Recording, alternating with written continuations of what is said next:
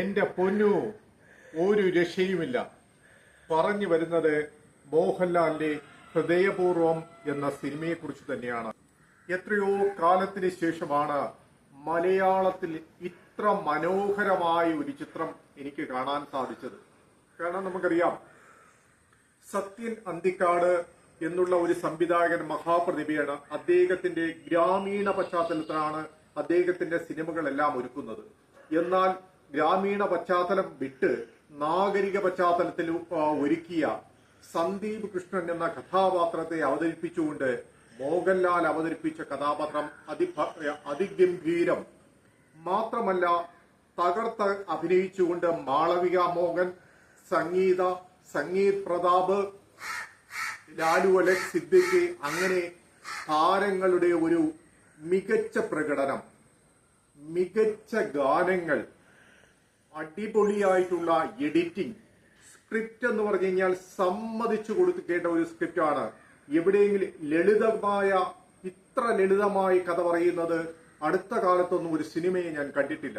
കാരണം ഇത്രയും ലളിതമായ ഒരു കഥ പറച്ചിൽ എന്ന് പറയുന്നത് എവിടെയെങ്കിലും ഒന്ന് പിഴച്ചു കഴിഞ്ഞു കഴിഞ്ഞാൽ അവിടെ തകരാവുന്ന ഒരു രീതിയാണ്. പക്ഷെ അതിമനോഹരമായ സ്ക്രിപ്റ്റ്, എഡിറ്റിംഗ്, ക്യാമറ, ഇതിന്റെ ഓരോ രംഗങ്ങളും വളരെ 2.5 മണിക്കൂർ നീണ്ടു നിൽക്കുന്ന സിനിമ ഒരിടത്ത് പോലും ലാഗ് വരുന്നില്ല എന്നുള്ളത് അത്ഭുതപ്പെടുത്തുന്നതാണ്.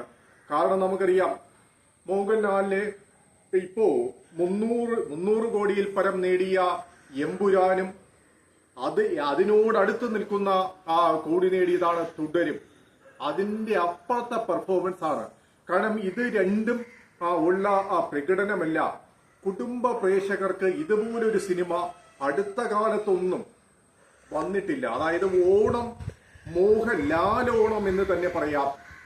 എല്ലാ കുടുംബങ്ങളും ഈ സിനിമ പോയി കാണണം. അത്ര ലളിതവും മനോഹരവും രസകരവും കണ്ടുകൊണ്ടിരിക്കുവാൻ ഇത്ര മനോഹര, സാധാരണ മോഹൻലാലിന്റെ അസാധ്യമായ പ്രകടനം എന്ന് തന്നെ പറയാം.